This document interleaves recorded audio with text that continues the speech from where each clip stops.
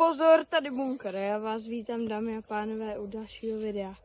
Bohužel jsem tady dneska jenom s mým bráchou Domčou. Určitě jste to viděli v prvním nebo v druhém videu. A dneska vám ukážeme, jak po dlouhé době vypadá náš bunkr, protože jsme tady dlouho nebyli, přes prázdniny jsme to moc nenatáčeli, za chvíli začíná škola a je to fakt hrůza, vůbec se mi nechce a se podíváme tady na náš bunkr, jak vypadá. Jo, tady vidíte, peříčka jsou úplně zničený.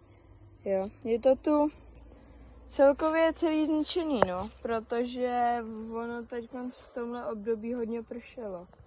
Nebo, no, respektive, no, takhle, no. Pršelo tady hodně, takže je to tady zničený, tak se pojďte podívat. Jo, tady máme krásný dobrý kůl, který tady drží. A pak máme druhý, který, no, držel.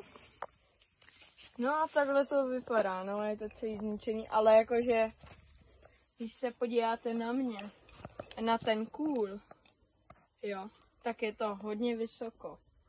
Protože třeba si pamatuju, že jsem zavaďoval hlavou o tu plachtu, o ty provazy, jo, že to bylo hrozně malý, ale teď je to tady obrovský, jo.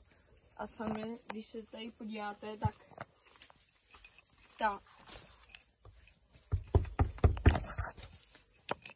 ta bedna, straná bedna, zeď z těch prken, tak je opravdu pevná.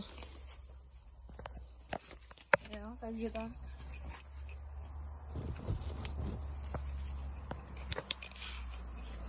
No. Je to tu hodně zbouraný, no, ale koukám, tamhle Tobik přidal nový kůl a jako hodně to tady zlepšil Tobik. Je to hodně vylepšený, no. Přidaná nová plachta, modrá, zvětšil to, protože si pamatuju, že ta plachta byla, nebo vlastně ten bunkr končil ještě po tady ty jak se to... Stromy a kůly. Přesně, po tenhle kůl a ty stromy malý, tak to končil bunkr a on to tady zvětšil. Tady si sem půjdete podívat, tak tady dokonce přidal i koberec, jo. Je to tady jako